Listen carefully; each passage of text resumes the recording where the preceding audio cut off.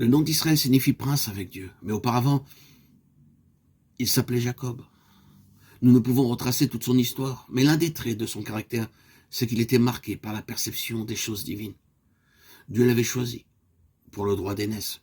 J'ai aimé Jacob, Malachie 1:2. La parole nous dit qu'il voulut anticiper l'heure de Dieu. Il suivit une ligne naturelle pour obtenir les choses spirituelles. Et ce qui en résulta fut sa fuite et les 20 années chez son oncle Laban.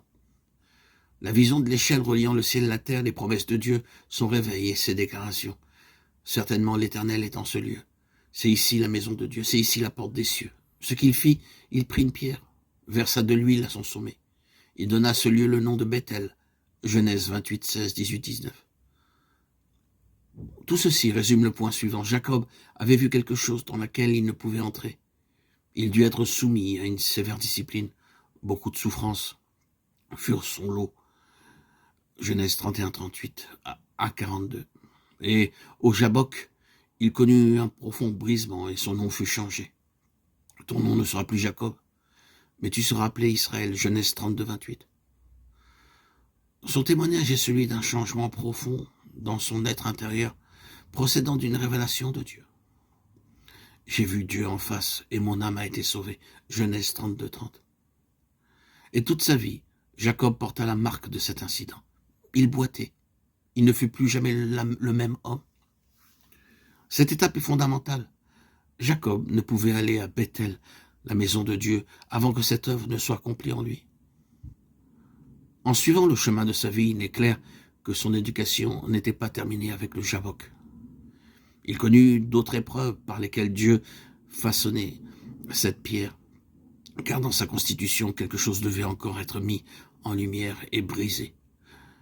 Ceci est un court résumé de toute son histoire. Nous avons souligné au début de notre méditation qu'il doit y avoir en nous le sens d'une haute destinée. Dieu veut faire de nous des princes et c'est en raison d'une destinée si élevée que dans sa préscience, il a pensé notre histoire et déterminé ses voies à notre égard. Sachant comment il nous disciplinera pour nous amener à la connaissance vivante de lui-même. L'Église est un corps élu. Il ne commence jamais avec Jacob, l'homme naturel, l'homme de l'âme, mais avec Israël, qui est le côté céleste et spirituel de notre expérience. Car la vie de Christ, qui est celle de son corps, demande le Jabbok, l'élimination et la mise de côté de l'homme naturel. C'est sur la base de ce que nous avons vu que se bâtit notre histoire spirituelle, celle d'une vision ou d'une révélation, et dans laquelle nous entrerons spirituellement, qui nous conformera à Christ. Toute vision ou révélation est gouvernée par des lois célestes par lesquelles nous serons régis. De cette vision, Jacob aurait pu parler, mais seulement en termes objectifs. Il aurait pu dire ce qu'il avait vu, mais il n'aurait pu aller au-delà. L'enseignement, l'explication nous viennent par l'expérience. C'est le Saint-Esprit qui nous donne le sens et la signification de ce que Dieu fait en nous.